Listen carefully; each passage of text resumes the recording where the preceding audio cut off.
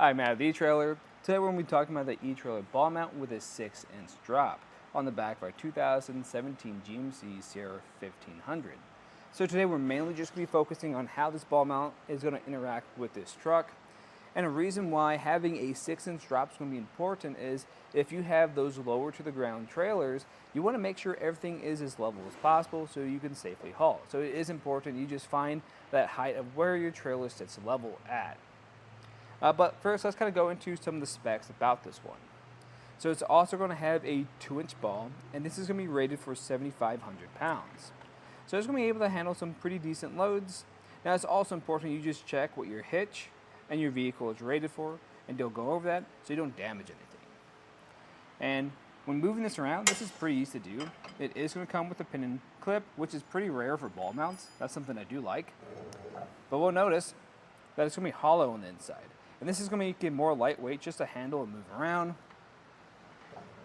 And this is also going to have a tongue weight of 750 pounds. So really what the difference there is 7,500 pounds for your tongue weight. That's going to be the trailer being pulled behind you in this direction. And then 750 pounds of tongue weight is going to be the downward force being applied to it. And what's really neat about this is this ball is already going to become pre-torqued down, so you don't have to tighten it. You're ready to start hauling as soon as you get it home. Now let's get a couple measurements to see how it's sitting back here. The first one I'm going to get is going to be our ground clearance. Since this does have a decent drop, that's going to be at about 13 inches. Now I will say our truck is slightly lifted up, so if yours is at stock height, yours might be a little bit different. But when you have a load back here, this is going to apply enough pressure and it's going to drop down a little bit.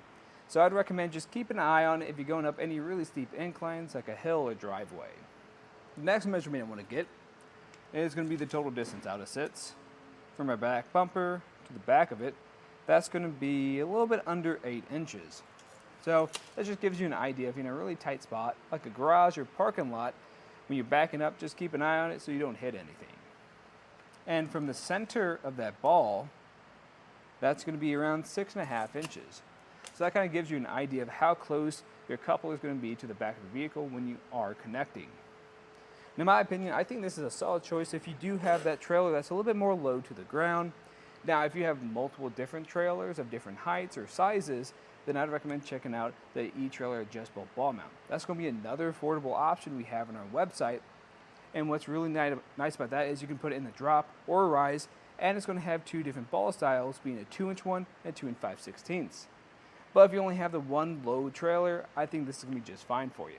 Of course, if you guys have any other questions, let us know here at etrailer. And again, I'm Matt, and thanks for watching.